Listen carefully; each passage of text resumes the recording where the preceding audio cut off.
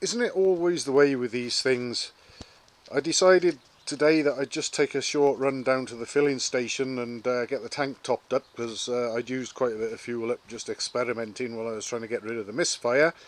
Went down there and I decided I'd filled up, and I thought I'd come back the scenic route through Llansadwrn and then back to the village, and that's what I told everyone I was going to do. However, I decided to turn left and go up my usual long test route and around the loop through Krieger Bar and back along the A482 and home again, and everything ran really well.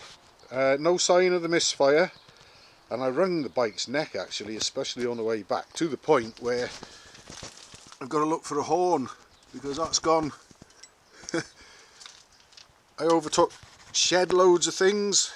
The bike pulled well, accelerated strongly, did everything I could wish for, and not a sign of a misfire anywhere, and not a sign of the horn either. But I've just taken the spark plug out. This is that random Bosch one that I found, and I've got to say I'm very happy with the colour and appearance of that.